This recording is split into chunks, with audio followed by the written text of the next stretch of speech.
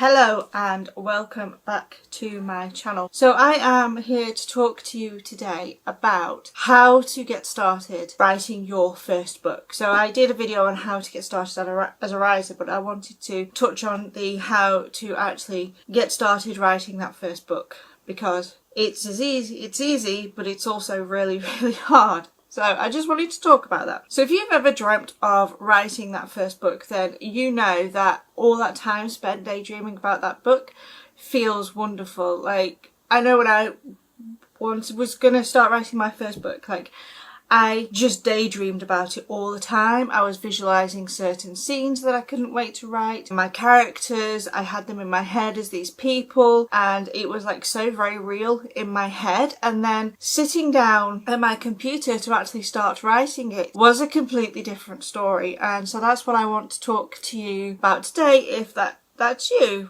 Or, you wanted to be a writer. Because that's one of the things I hear when people say to me, what do you do for a living? And I'm like, I'm a writer. And they go, really? And then they always say, oh God, I'd really love to write a book. But, and then whatever the reason is for not writing. And one of those things, like I always say in the simplest of terms, that the easiest way to write a book is to just start writing. And that really is the actual answer. And, I could end the video there. That's it. That's how to do it. But there's a lot of other stuff that goes into that, because really the answer is just start writing. That is how you start to write a book. You open a document, open your notebook, whatever device you're going to use for writing, and you just start writing. But if I kind of just left that there, what would happen is you'd probably procrastinate.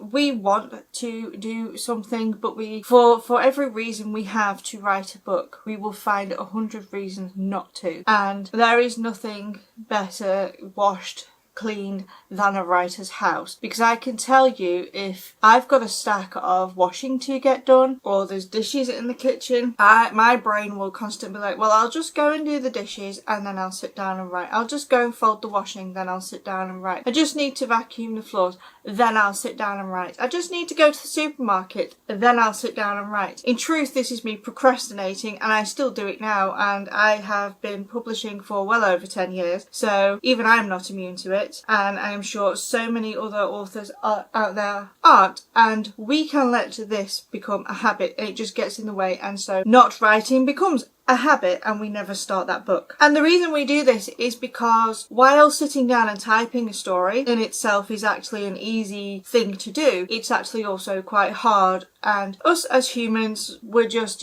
slaves to the chemistry in our brains, and we will go and choose the easier thing to do, even though we know we want to write.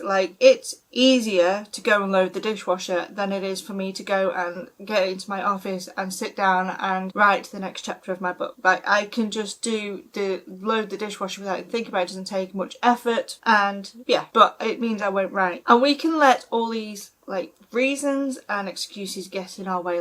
What if I'm not good enough at writing? Might be one that you're asking. Or what if I fail at writing? And I'll ask you, so what? What if you're not good enough? Does that matter to writing, getting started with your first book? And what if you fail? Well, let me tell you that the only way you're going to fail is if you don't actually write, and if you don't actually start that book. And we never really regret the things that we tried and they either didn't like or whatever, but we do regret the things that we didn't do. When I was a child, and there is a point to this story, when I was a child, I never travelled anywhere. We never went abroad or anything like that. The furthest place that I went from my home was probably into the countryside, 45 minutes, an hour from where I live. We never went away on holidays, we never did any of that stuff. And when we'd get back to school in September time, they used to get us to write what we'd done over the summer holidays, and my friends would all be writing things like how they'd been to Tenerife, or they'd been to Mallorca, or they'd been on this holiday in our country and they'd done this. And I'd be like, yeah, I went outside and played football and roller skated, and my adventures never felt as good as theirs, and I always felt like I was missing out on it. I always wished I could travel and could go and see all these places that we saw pictures of and they showed us experience. They talk about the hotels and the swimming pools and the beaches and all this kind of really good stuff that comes with going on holiday, and every time they talked about it, I'd really feel this,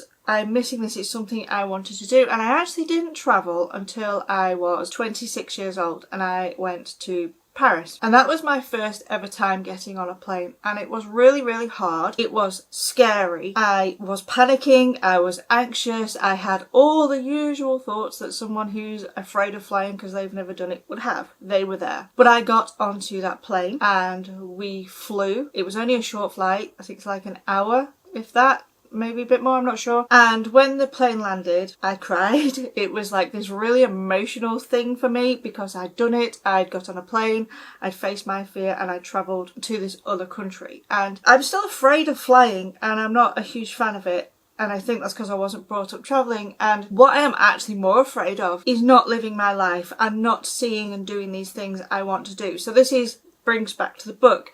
You can start your book, or you cannot start your book. If you don't start your book and never write it, you've never gained anything, but you live with this kind of emotional want all the time that if you want to write a book, it's in here and you feel it. So if you never start, you've always got this. But if you face that fear of not being good enough and it not working and actually start to write, you ease that pain. Even if you write your book and decide, no, I hate this, no, it's not for me, that's totally fine. But you've written this book and moved away from that wanting to the doing, if you get what I mean. So you know, that I had this wanting to travel, and I've travelled. And since getting on that very first plane, I have done almost 60 flights. I have been to places like Denmark, America, Canada, Spain, Ireland, Germany, France, Amsterdam. There's so many places I've flown to and seen things, and sure, getting on a plane still scares me to death. I have, my mother-in-law told me to shut up the last time we were on a plane together because I was like, oh my god, what if it falls out of the sky? And she's like, will you just pack it in? But I still get on the planes. And I would not have gone to all of these countries and all of these places and done all the things while I've been in these trips. Because like last year, for example, in November, I went to Las Vegas. We went to the author conference for 20 books to 50k. I met lots of other writers and friends and got to have the greatest time and learn a lot. And I would have not done it if I'd have not got on that plane 20 years ago. Because if I'd have not taken that first trip, then there wouldn't have been the second and the third, and I would still be in that wanting to get on my first plane. So if you don't start your very first book, you will never write your second one, your third one, your fourth one, fifth, sixth, however many books are going to come after that. But you have to sit down and write that very first book and that very first page, first chapter. You've got to get down and writing it, and the failure is not doing that. So just go back to the question of what if I'm not good enough, because that is one of the fears why people don't start writing. What if I'm not good enough? What if I'm not creative enough? What if I don't have good enough ideas? That comes from kind of looking at the books we are reading out in the world now. I remember when I was writing my first book and I was super big into like the Suki Stackhouse stories, and they were fantastic. I also read the Wildcat series. I can't remember the author's name, Rachel somebody, and they were great. And they really inspired me to get writing. But I always used to think, you know, I'm never going to be as good as these authors here. I'm never going to get my books to that standard. And if I'd have never written, that would be true. But they didn't just put their first book out and boom, they were amazing writers. And I know you're going to tell me examples of someone who published their first book and it took off and they made millions. That's great. That is not the norm for most people. Writing is a muscle that you have to exercise. You have to practice. It's like everything. Somebody who has a desire to play the piano and maybe play it in an orchestra does not turn up and just play the piano at an orchestra. They have to go and learn how to play the piano. They have to practice.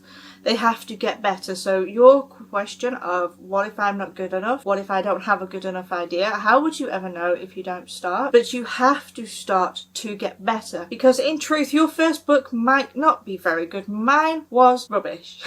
And I don't mean it was rubbish. It was a very immature, not well written book. But I had a fantastic time writing it. It taught me a lot. I loved it at the time, and no one will ever read it. No one will ever it'll never see the light of day.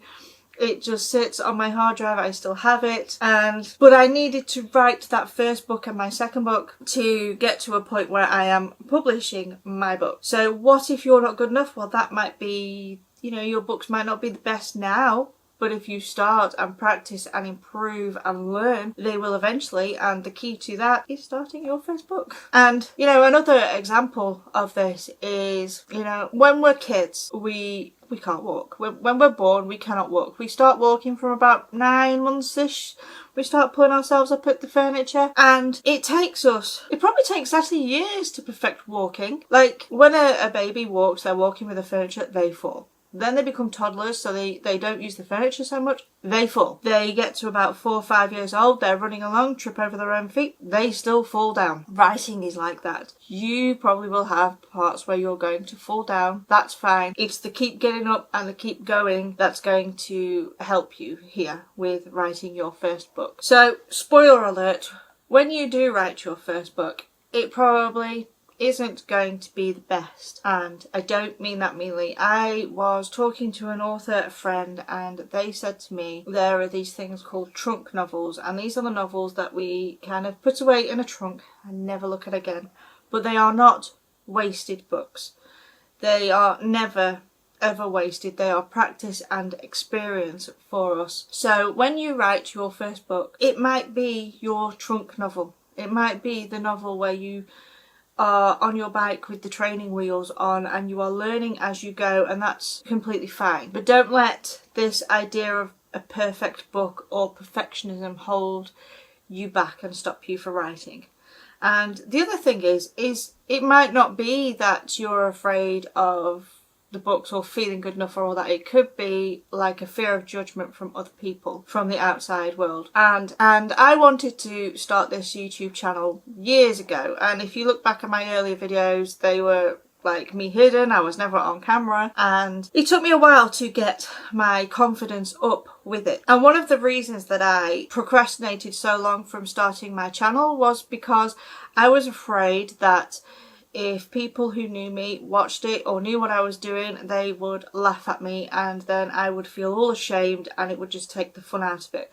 So I decided I was just going to start my channel and not tell people that know me. If they come across it by accident, then so be it. They might do, whatever.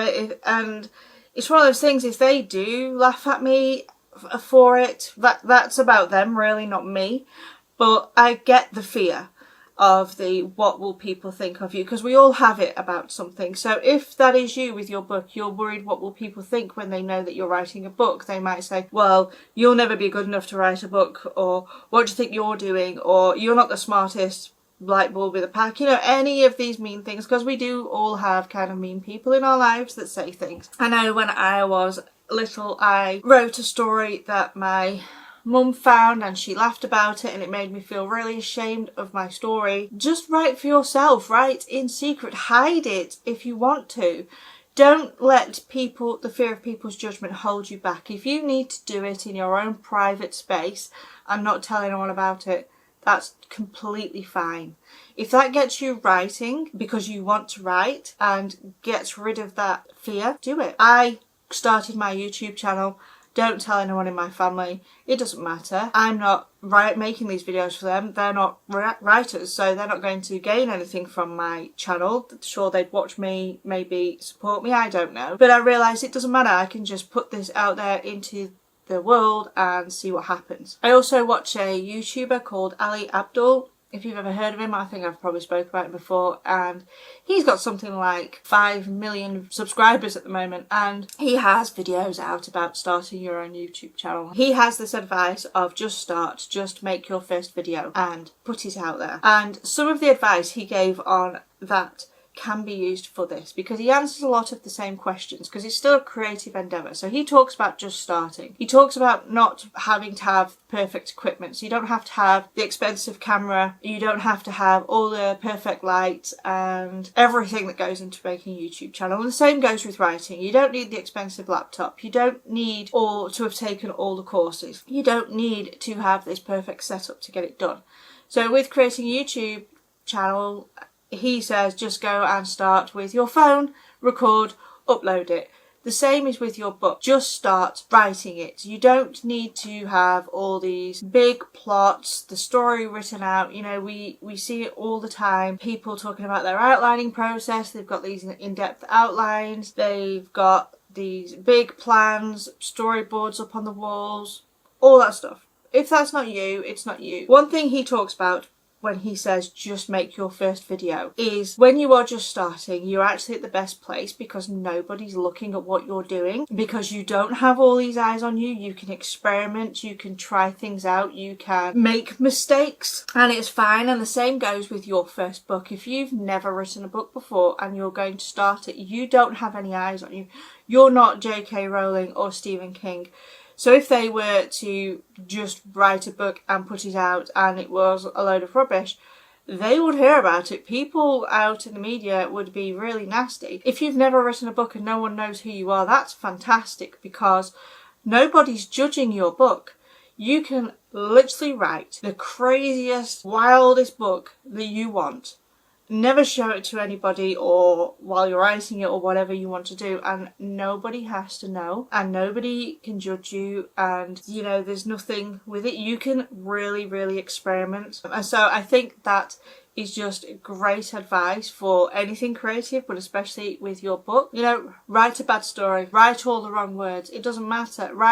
Start off in third person and switch to first person. Be grammatically incorrect. Have typos and spelling mistakes. Have big plot holes and I don't know, all those weird things we have. It doesn't matter. Just start your book and enjoy the process. And like I said at the start of this, I have had loads of people say to me they would love to write a book one day. And if I could give them one gift, it would be their gift to allow them to just sit down and to just start writing. Because that is all you actually need to do, because if you never start writing, you will never write your book. And yeah, I get all the hard parts about it, why it's so hard to start, all these things that we put in front of ourselves to prevent ourselves, but really there's nothing else to it other than just sitting down and getting the words out and allowing it to be a complete and utter pile of rubbish. If it is, it might not be.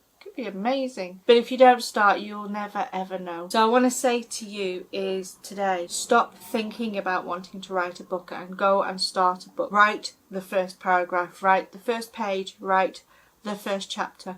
Don't judge it. I know it's easier said than done to kind of like shut out all that outside noise and that internal fear, and even like old lessons we have from our childhoods where we didn't feel good enough for whatever reason, so this doesn't feel good enough and we feel like frauds and imposters. And it's so easy for me to say to you, push that away, but really try. Like, you don't have to show anybody your book, you don't have to put it out there, you just have to try and write it, and you just have to sit down and write. And if you want to write a book, I promise you, you will never regret sitting down and giving it a go. So I hope this video has helped you and encouraged you to just start writing, because that's the best piece of advice I could give you. I absolutely love helping other writers, so if you've got any questions, leave them down in the comments.